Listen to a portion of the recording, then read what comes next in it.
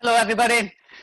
So, going to be a little bit self-conscious today because we're talking about communication and body language, and I can already feel like if you talk about it, it's like, oh, I wonder how I come across today because I'm much more conscious of my, kind of communication. So communication is really the most essential part of working with children, working with adults, working with each other, being team worker. Communication is vital for learning, for relationships, for success. Incredibly important. So we, of course, work with a lot of people who have difficulty with communication. They might have expressive language issues or receptive language issues. That does not mean that they cannot communicate. So, for example, last week, Leanne, I think I shared with you, who lives with me, who's in her early 50s and has CP, and for most people is nonverbal. I can have very long conversations with her because I do understand her language. She had a telehealth appointment with her primary care physician. And for somebody who is nonverbal to have a telehealth appointment is a little bit challenging. But Leanne has learned to really communicate in a great way. So what she did is she raised her hand. That was an indication that she wanted to ask a question. Then she pointed to her nose, and that is her sign for virus. And then she pointed to her arm where the injection, the vaccine goes. She wanted to know, is there a vaccine? Is there, do we have a vaccine? So she's communicating. So if we look at how Leanne is communicating, she can pretty much tell us the only way how she can communicate is through vocalizations and gestures and pointing. So, which of course leads us to the fact that most of our communication is nonverbal. Most of our communication, there are various different kinds of numbers out, but in general, no matter what researchers, what country, where people come from, 60 to 80% of communication is nonverbal. Now, the interesting piece is that we don't always incorporate that into our day-to-day kind of activities. The way we relate to each other, the way we teach, the way we provide therapeutic supports does not always reflect that knowledge. So one of the things that I often talk to my staff about is to say, way too many words. We use way too many words when we talk to kids, when we talk to adults. It becomes white noise after a very short period of time.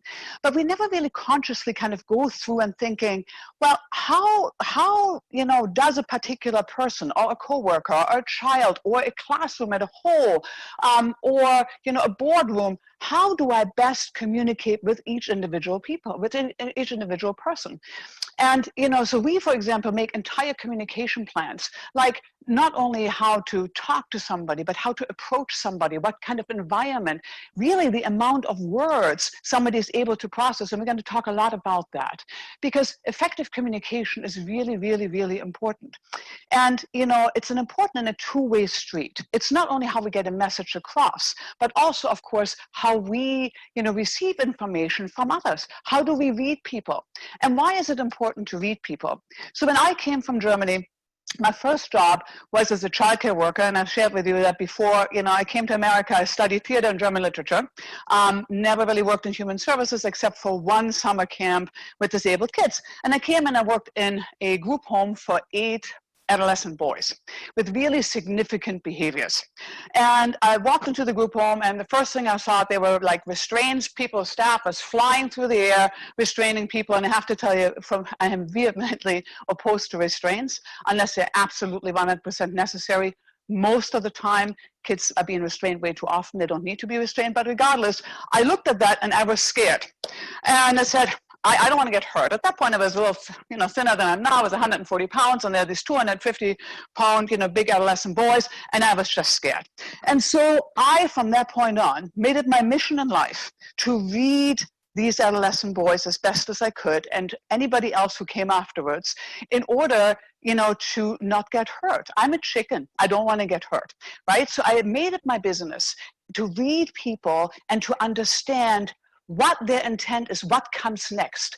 When we talk about body language and deciphering what's going on, a lot of focus has been really kind of figuring out what they think, what is the emotional state, right? When we think about facial expression, all the kind of research that's been done is like, what kind of emotion do faces portray? That's really not that important to us. What's important to us is what what message does a face, what message does body language give to us? What is it that people are saying to us, because that reveals their intent. And it's the intent that's important, because the intent gives us a clue as to how we adjust our actions to kind of deal with the intent. So I made it my business to really read people and understand what my best predictions, and with some of it, of course, is self-preservation, as to what comes next. And I have to tell you that in my entire career, and I worked with very difficult people, I've got hit once. And that was a mistake because I disengaged too late. I should have, disengaged earlier. So that's kind of so one time, so that's a pretty good track record. I got better as time kind of progressed. But that was one of the things. The other thing I learned is, of course, we have to figure out, how is our body language? What do we send to people? Think about, people always say when you go for a job interview, you have one shot, right? And it is really important to come across in a way that people like you. But the same is with, if you work with people. If I have somebody who is in distress and dysregulated, I have one shot to fix it. If I work with kids with autism, many times I only have one shot to fix it, because kids on the spectrum, once they do something twice, it becomes a pattern, right? So similarly, a lot of the work we do, you teach something, really to get somebody excited about what you're teaching, you may have 1 or 2 or 3 trials, but that's it. So the window is very, very short. So for us to kind of think about how we can use ourselves in order to get messages across. So if you are a teacher, if you work in human services, for example, you know that we are our tool. The way we speak, the way we gesture, the way we come across, the messages we display, that is really, we are our own tool. But we don't often, sit down and say, well, what's my body language like? How do I come across? Like when I first started thinking about body language, I said, wow, I am really a pretty big and dominant person. I take up a lot of space, I make big gestures, and it's not something that I planned on doing, it's just who I am, right?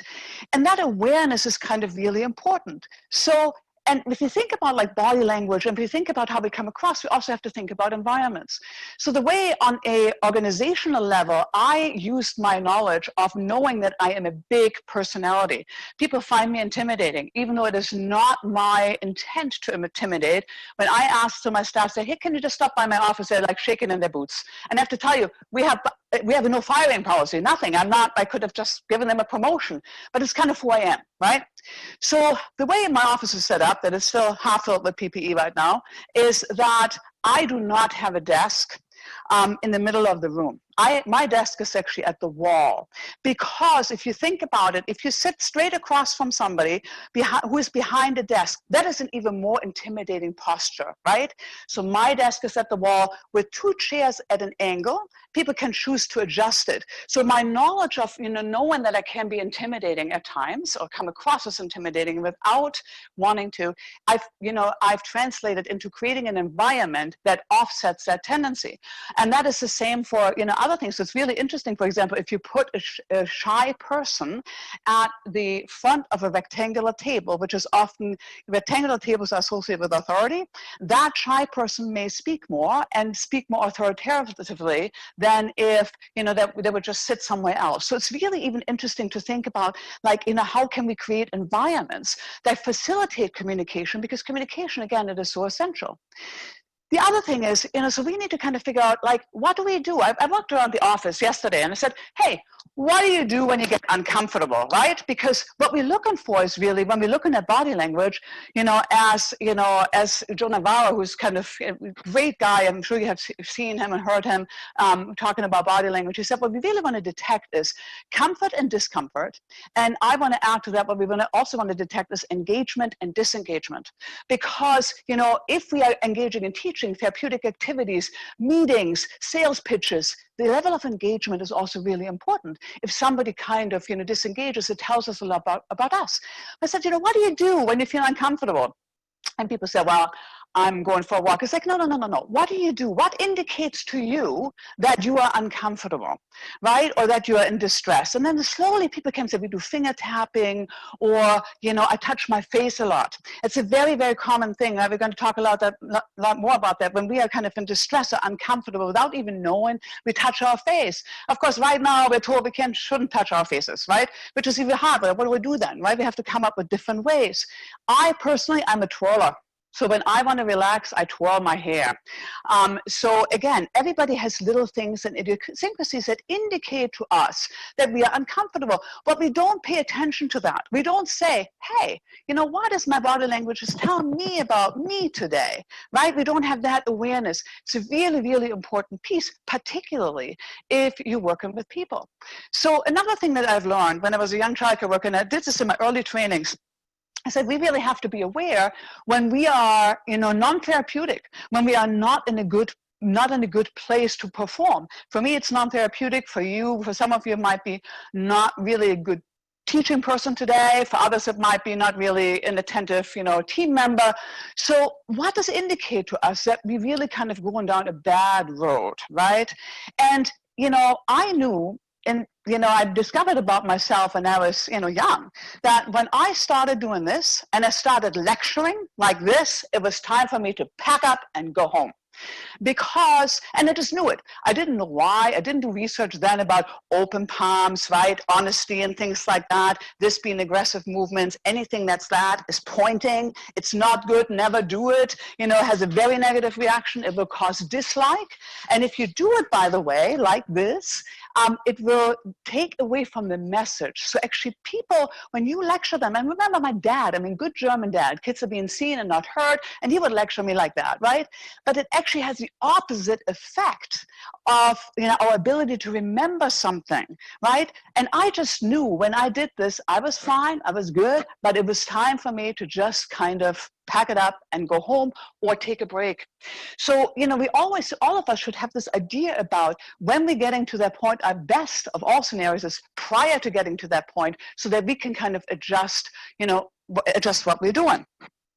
So the other thing is, the other thing I learned early on is like, again, because I'm a chicken, I'm not a brave person, I do not want to get hurt, is that, when those big adolescent boys came swinging at me and yelling and telling me where to go, where I definitely didn't want to be, that I had a tendency to just want to say, thank you, I'm out of here. Right? Because it's a flight and flight. I have a healthy self-preservation streak, so I just wanted to go and leave, right?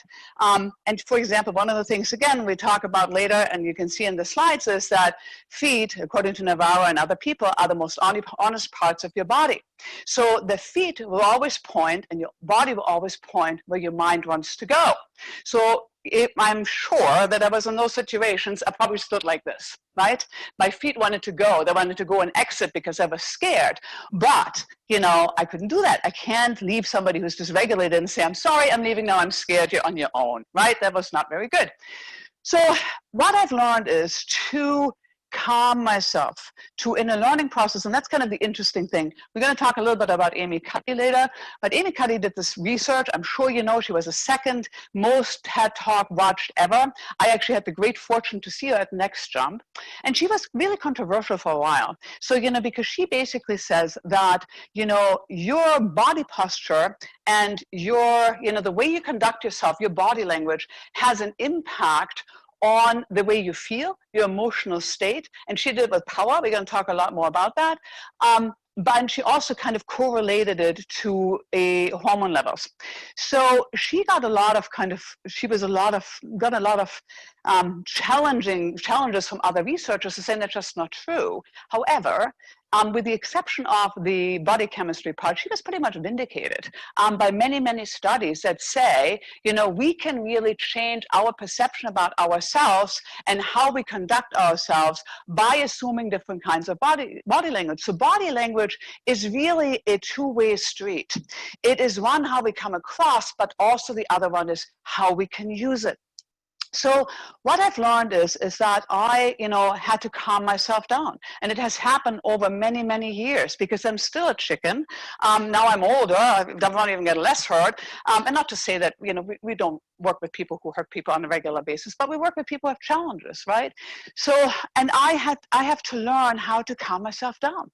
So now when there's a crisis, and Tiffany, you're nodding, when there's a crisis, I have this automated response. I'm telling you, my heart rate goes down, my blood pressure goes down, my voice goes down, and I become very calm.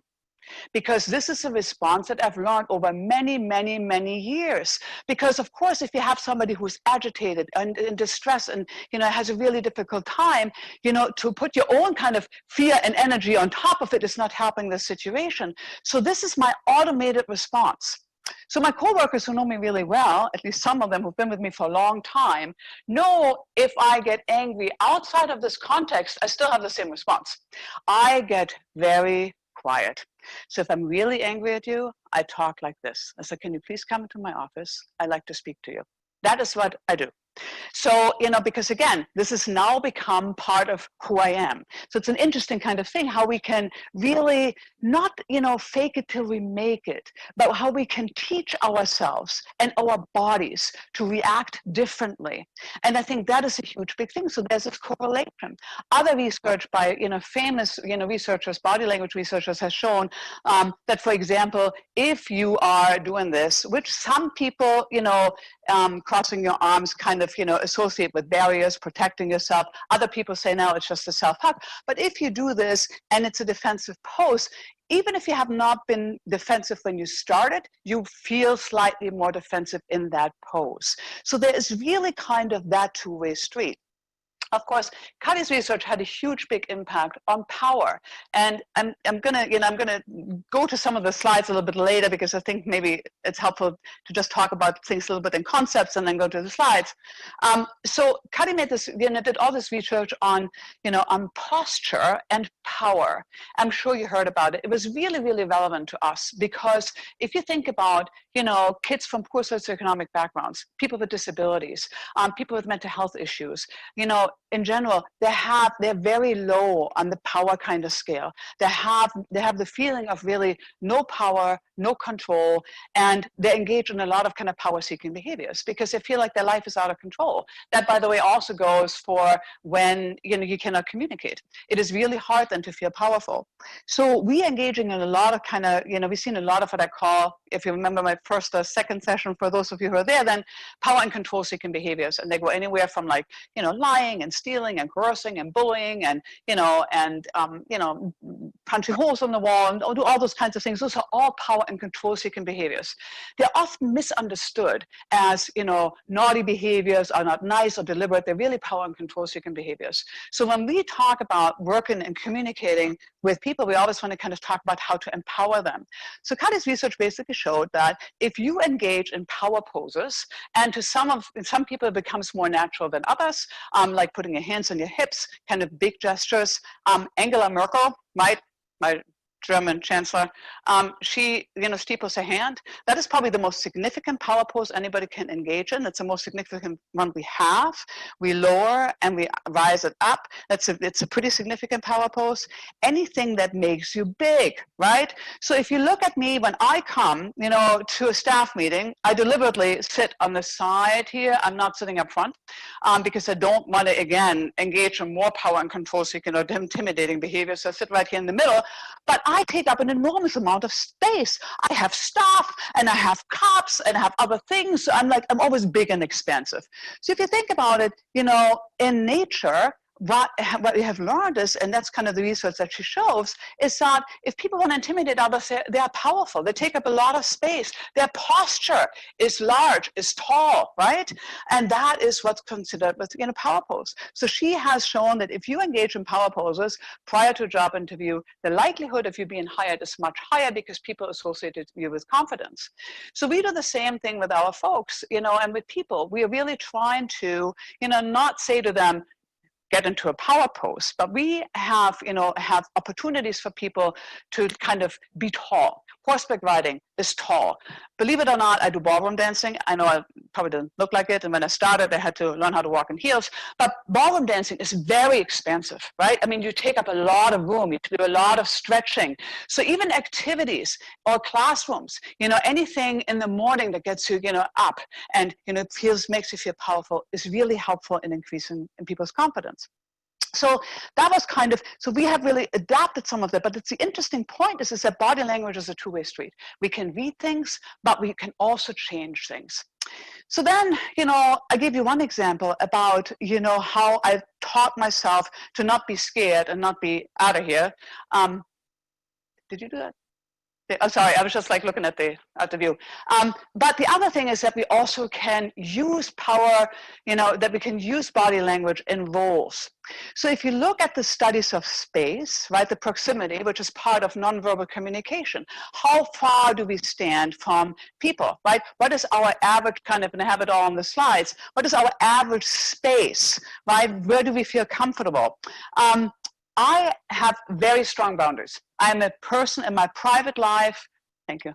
I have very, very strong boundaries. So if somebody invades my space and comes too close, I'll back up because, I don't like when people come too close. And you see often, people have different kind of comfort levels, right? But I have pretty good strong boundaries. I'm a very selective hugger. I give hugs, but I am selective, right? So again, I'm a strong boundary person. However, when I'm at work, our folks come and they want to hug and they bump into me and they tap me on the shoulder and they do all these different kinds of things. There, I don't have those really strong boundaries because that's my role. I'm attentive, I'm responsive. So we can use our body language both in a role, and it's not fake in it, but it is using it as a role, and in our private life, they can be different, right? They can be different. So it's interesting how this kind of whole concept of body language is, can be utilized in many different ways. So when we look at, I will go through the slides real quick, if that's okay. So when we look at,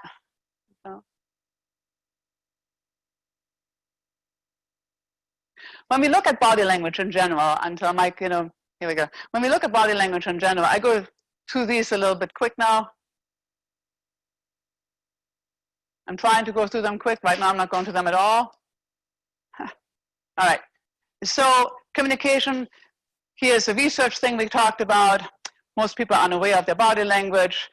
Our non-verbals govern how people think and feel about us. That is, again, Amy Cuddy. So our non-verbals are much more important than our verbals. If we talk to somebody verbally and we send a different message with our non-verbal communication, people always will go with a non-verbal one. And, for example, there's been major studies done for those of you who have teachers who look at the role of body language in teaching, primarily gestures. And they found that if teachers use gestures and, nonverbal hooks, students will retain the information much better, much longer, and will perform much better on tests than if their body language is more static. And what goes for children in teaching goes for all of us. Like I always have, and I do it unconsciously. I'm not coming here and saying, I should do presentations with my hands, but I'm a big kind of hand talker, right? So what are the main categories of nonverbal communication? One is, body movements, deliberate hand gestures, head movements, right? We use it a lot, confirmation, the personal space. Again, we talked about the physical distance, posture and body language, and we talk more about that, the way we stand or sit. And it's a lot about really kind of openness of a body versus protectiveness of the body. Eye contact, we're going to talk about that a little bit more too. This is a huge, big piece. Gaze is a very, very strong and powerful body language. Touch, physical interactions, paralanguage. So let me say something about paralanguage. I work a lot with paralanguage. So the tone of my voice can change. I use a lot of what I do when I work with people is tone of my voice. I can talk German to you, and most likely, I will spare you, but most likely you would understand the intent of what I'm saying. I can go and I say deliberately, I am so sorry that things are so difficult for you. And I also can say, you need to stop this right now. So the way, and the words don't matter. Particularly people with disabilities often, they cannot process the verbal information. They hear your tone, right? And the tone is instant. It is that moment. So when you have a kid in crisis, or somebody you work with, or somebody who's dysregulated, you trying to talk to them and think your words mean something, and that it's not happening. It's really the tone of your voice that is instantaneously, and that is why it's such a powerful tool. So you can really adjust. You can do so much with tone of voice. You can mirror somebody by engaging in same kind of communication patterns. So if you mirror the speed of somebody talking, and it might be hard to mirror my speed of talking, but because I'm so speedy talker, that, for example, creates social bonding, and that's just by the pace that you mirror another person talking. And facial expressions, and again, the facial expressions, I want to talk a little bit more again, it's the important piece is the intent. And physiology, right? Physiology tells us a lot. Physiology is something that we cannot control.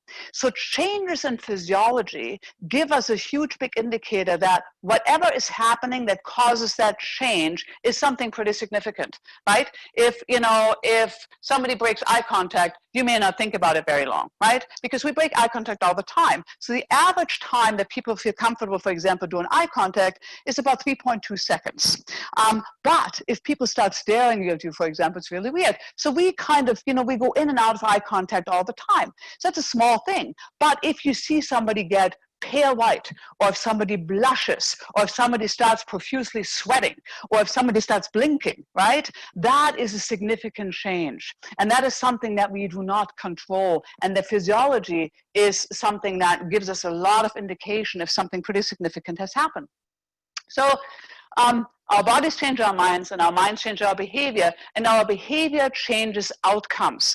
That is a really fantastic thing, because what we really want to do when we're going to communicate doesn't matter if it's verbally or non-verbally, but what we want to do is we want to have an outcome. So if I want to support somebody who's dysregulated, if I want to support somebody who's scared, if I want to support somebody who's anxious, I want the outcome of helping that person not to be anxious, or not engaging in behaviors that are not great for them, or for some people they want to sell something, or other people want to do other things. So it's really the outcomes that we're after, and that is the important piece to the body language. If somebody is really, if you see people when they're really angry, right, and they're like really upset, many times our words do not reach them. There is no way but a slight touch on the elbow. Elbow is a safe zone to touch. That, so a slight touch on the elbow, and you wouldn't touch everybody, but some people just saying hey, or a reassuring thing, or just a hand movement, say calm down, right? It's instantaneously, but we want to change the outcome. So the outcome is really what we want. A lot of body language, unfortunately, is associated with like lying, detecting liars and detecting dishonesty and deception, and that's not important. Even if somebody is lying to us, the important thing is like, why? What is the outcome? Why do they feel that they have to lie, right? The lying in fact itself, it doesn't make a big deal. It's not a big deal. Because of law and effect, if you're not feeling defensive across your arms, we talked about that. Here's kind of the proxemics. So if you look at they have in many studies, they look at like what are our personal spaces? What are the distances, right? 0 to 18 inches is like if you're intimate with somebody, if you're with your partner, 1.5 to 5 feet, it's kind of personal space that can vary, and then 5 to 7 feet is social space. Of course, right now it's all different. So the principles of understanding, nonverbal communication. Nonverbal communication, observing our own and others, is an active and deliberate action. So many times what we do is we do it unconsciously. If we work, just raise our consciousness a little bit, we are going to be able to become much better and more effective communicator. If we are just looking at little things, such as one of the things that, for example, John Navarro said, people always do is when they don't want to reveal something, or they don't like something, they touch their eyes, they block their eyes, or they look away, right? And I see that a lot with folks with disabilities. If they don't like something, they just look away, right? Even animals do it, right? My little dachshund, when I say to her, little girl, what did you do? First thing she does is she looks away, right? Tail goes and she looks away, and then she walks. So when we don't like something, then, we look away. It is not an issue, again, about lying or deception. It is an indication for us, an antecedent that something is not right. Because what we want to do is, in my world, what I want to do is I want to figure out, I want to prevent a situation from escalating or from a behavior occurring prior to it occurring. One of the problems with, behavior management or with helping people or classroom management is that we're always running after, right? We're running after the fact. Somebody does something, we say not good, right? If you're a supervisor and somebody messes up, you say, well, that wasn't great. But what we really want to do is we want to prevent it. And in order to be able to prevent it, we want to understand what's the cause of it, but also what comes prior to a behavior so we can put an intervention in place that we're not putting somebody in a position that they have to do that kind of behavior. So that's why it's so important to us to kind of look at it. So if somebody just does that, gives an indication something is off, they don't like what I'm hearing. If I ignore them, so if I say to one of the people we work with, can you please muck the stall? And they go, right? Then I can say, well, we still need to mark the stall. Let's talk about why you don't want to do it. Or I can say, hey, maybe today is not a good day. Would you like to do something else? But it's really we want to take that signal. It's a strong signal, right? It's the same thing as Navarro said, when your feet point away, right? You want to leave. I have to pick up on that, because if I ignore it, stronger statements will be made. So in my world, and I'm sure in most of your world is, if we are not listening to the little cues, then we're putting people in positions that they have to make bigger statements. So, for example, there's a little boy, and he was supposed to write his name, right? And the first time I said, can you write your name? He says, no, thank you. Then he said, can you just please write your name? No. Can you please write your name? No, I don't want to write my name. We put him in a position that he had to make bigger statements because we did not listen to the little statements. It is not comfortable to be out of control. For any of us who have been out of control, it's not something that we want to do and say, hey, let me get up this morning and let me be out of control, right? It's not fun. So we're really trying to prevent it. Since most of our communication, children are much easier to read than adults. If that happens on a nonverbal level, then we need to pick up on those signals on a nonverbal level before they get bad, right? Or, for example, if you ever had my horseback riding barn. So horseback riding barns are very complicated social structures, let me tell you. But, there's, if you have one person that is not happy and it's toxic, that person can do a lot of damage. I'm sure at any agency, wherever you work in, it just takes one or two people to create a really kind of toxic environment.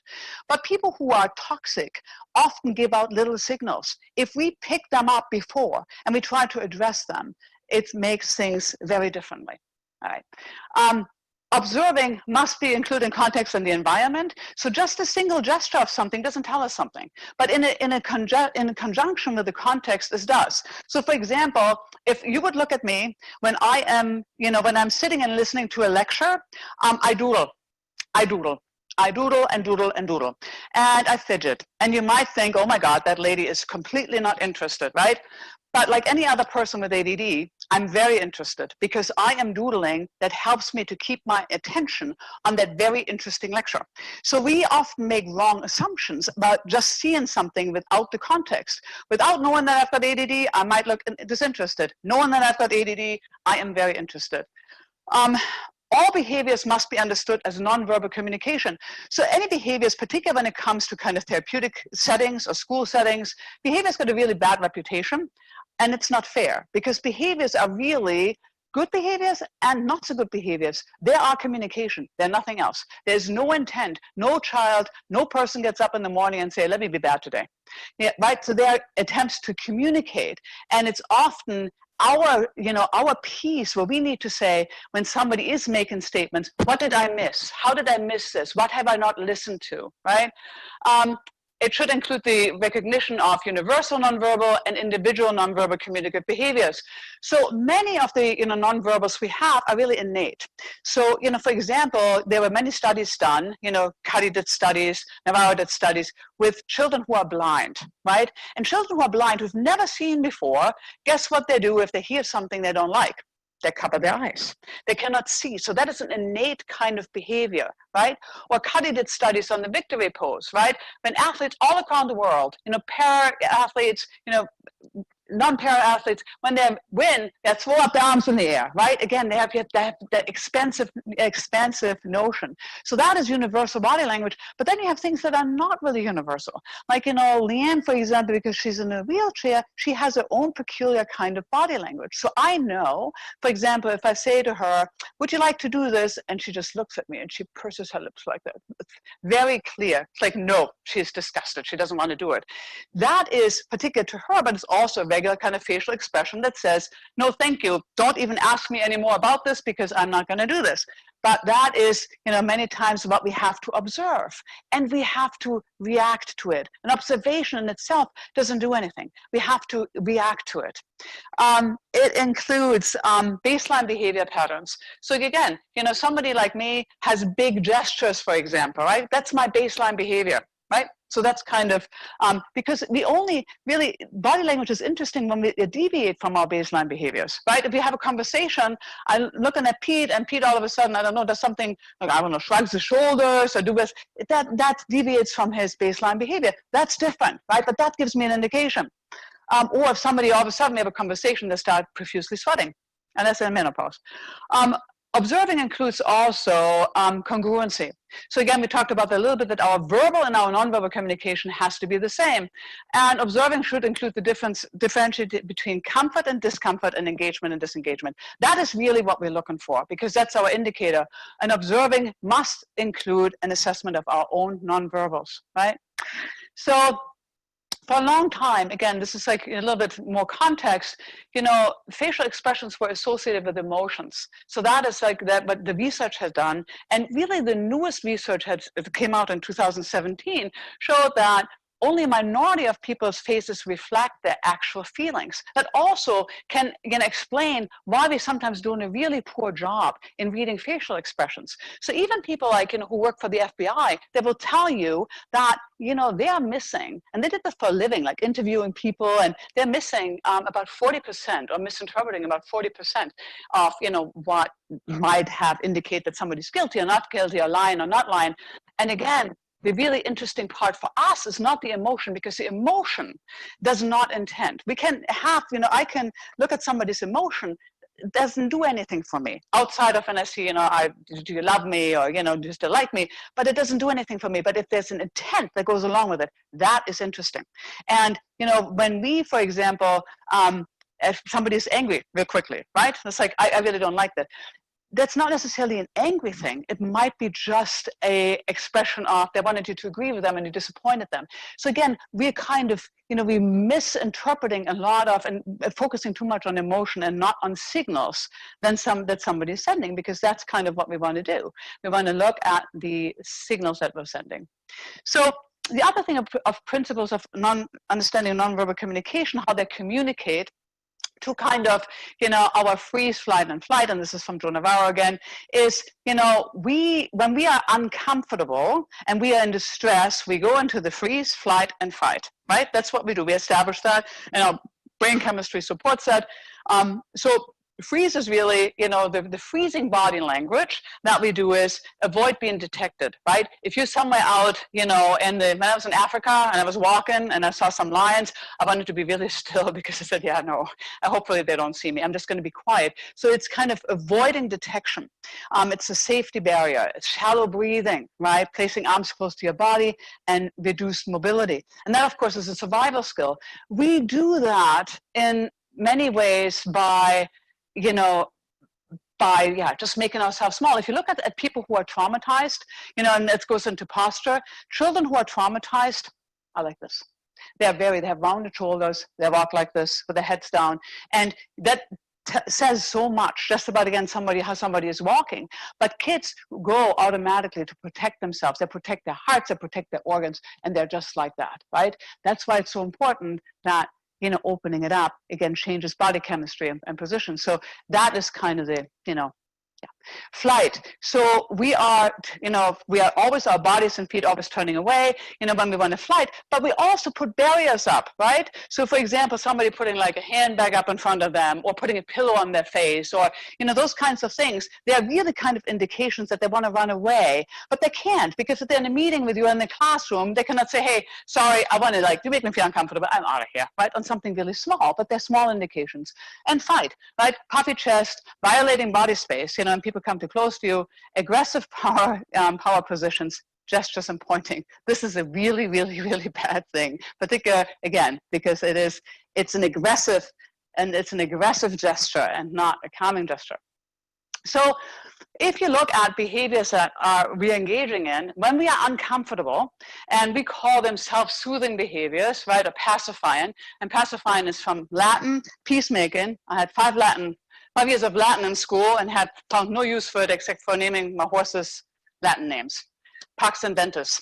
So when you look at peacemaking behaviors is when we are uncomfortable, it creates energy, right? Because again, we get nervous and nervousness, fight or flight creates energy, right? Think about what we do many times, with kids, for example, we say when they get anxious and they start moving, we say, sit still, right? Not fair, because if they're nervous or anxious, their energy has to go somewhere, right? We talked about that a little bit before. So what we do, in kind of business settings or retail settings, we engage in those kinds of things. We have an increased hand and body touching, that's self-soothing because touching is emotion. We're stroking and massaging the neck. So this is a very, very important piece. Neck is equivalent with really kind of vulnerability. So you can use it 2 ways. One is, for example, when people protect this part here, this is really kind of our lifeline. Those images that you have of felines coming and biting you in the neck, right? That's where we want to kind of protect it, or when we want to stroke our neck. That is a pretty significant pacifying response. We can also, however, use it in the opposite way. So if we want to make somebody feel nice and relaxed, so when I, for example, think about how to approach somebody who might be dysregulated, right? I often may want to tilt my head because I'm exposing my neck, and that often helps people kind of relax. It is an unconscious thing. I'm not as bad. I'm relaxed. You might be upset, but I'm relaxed. It's the same thing, for example, how you don't want to, when you come at a horse, straight face, right? Straight on, the horse will run away. People are the same way. When I approach an anxious person, I approach them always from an angle. Because it's a much less intimidating and much less threatening thing, right? From an angle. The best conversations people can have, for example, on tables, is really around the corner. Everybody has a little bit of a barrier, right? But there are 2 people standing on the corner. That is a good thing. So even thinking about how we're approaching somebody, and think how often we approach somebody just frontal, right? And that is authority. It is intimidating, and sometimes it's necessary. So if I go and I choose to set a limit with somebody who's out of control, I may choose to, because I, in my judgment, think that that's the best option for right now, will come to them and say, you need to stop. I make myself large. I use very few words. I use an authoritative tone, and that is what I'm going to do. And with other people, I will not. Other people, I will do differently. So again, but that is a pacifying behavior. So next. And rubbing knees, repetitive behaviors, foot tapping, bouncing, twirling hair, brushing pants with hand. Lip biting. So lip biting, lips are a huge big indicator of stress. So if your lips are disappearing and you start biting and they're getting smaller, a sign of stress. Self-hug. Again, many times people give self-hugs much more in social situation, and they're often, misunderstood. It can be misunderstood as defensive gestures. Clasping or squeezing hands, rocking and increased movement. So when I'm really upset and I become dysregulated, I need to move. I cannot sit still. Goes along with the ADD. So I'm just getting up and going down the stairs and up the stairs, and here I move all the time, right? So that's kind of a regular kind of piece. Our pacifying behavior that we see more in people who have had challenging experiences, and people also who cannot express, what they need, what they want, is intense rocking. So for example, if you see kids, particularly on the spectrum, we see them rocking a lot, right? It activates your vestibular system, and that's the interesting piece, how everything is all connected, right? And because it activates your vestibular system, it's very soothing. Picking skin. Right? Cutting. And people say, well, that doesn't make any sense. How can cutting be a pacifying behavior? That's ridiculous. It is not, because cutting, the physical pain of cutting takes the emotional pain away. So we see cutting behaviors in people who have been traumatized, often at an early childhood age, and they will use the cutting to take the emotional pain away, which is a pacifying and self-soothing behavior. Fetal position, dropping to the ground, often very, very strong response. Head banging goes into the same direction as cutting. Head banging, face slapping, pulling on one's hair, and loud wailing. And loud wailing is really interesting because loud wailing, once this is a release, but it also tunes out everything else. So that is a pacifying behavior as well. And so it's important to understand that when we look at behaviors, how, and we talked about that in the first couple of times, even if they look really kind of unusual, they all have a purpose and they all make sense. And it's important to understand those behaviors, again, not as bad behaviors or pathological behaviors. But if you look at somebody cutting and saying it's a self-soothing behavior, it is much different than if you get out the DSM, whatever we're on, and say, well, that's really, awful pathology. Because again, all behavior makes sense. Hands and fingers. The hand and brain give an enormous amount of attention to wrist palms. People are responding much more positively if you have your hands visible, if you have gestures and palms of your hand. So the palms of your hand open, and again, it goes back to survival. That means you have nothing to hide. You're welcoming, you have nothing to hide, rather than, if the palms are down. So frozen hands. Again, there we have the steepling. Interlacing fingers is a sign of low self-confidence, and rubbing hands can be a sign of stress. Holding hands behind back is, again, is a sign that's authority, military. Sometimes teachers, think about the old teachers, not the new teachers, but the old teachers. My old Latin teacher will walk like this, right? And it was kind of the sign of, authority. Face, pupils constrict when we perceive something as negative, and we squint our eyes. It's kind of a double negative thing. And pupils widen when we're surprised, aroused, or feel threatened. People generally prefer people with widened pupils. So models, for example, when they do like shots of certain products, they're being done in the dark so that their pupils are dilated, and that is kind of, that increases the sales rates because people tend to look at dilated pupils more favorable, similar to eyebrow flare. An eyebrow flare is a significant piece. If you think about how you approach a little kid, right? You're going to say, hey, how you doing? Your eyebrows go up, right? This is kind of this open face. It's a very powerful little thing that we can do, on a regular basis, even to create an atmosphere of attentiveness. Because attentiveness, doesn't only happen with our words, but also, again, with our body language. It takes a very, very small amount to just raise your eyebrows and say, hey, how are you doing? I can't talk to you right now, but I'll be with you when I can give you my full attention, right? Because attentiveness is also something that's hugely important in body language. So I did really good the last 2 times. This time I ran out of time. But I have for you, all the things, so all the kind of, different pieces of nonverbals I have in the slides. So anything from eye contact, gazing, again, gazing is very powerful. The areas that we look at, right, power gazing up here, social gazing, intimate, again, it's fascinating. I want to go on, but you have it all on the slides, and that's it for today. I'm sorry, I'm sorry that I didn't finish on time, but thank you so much.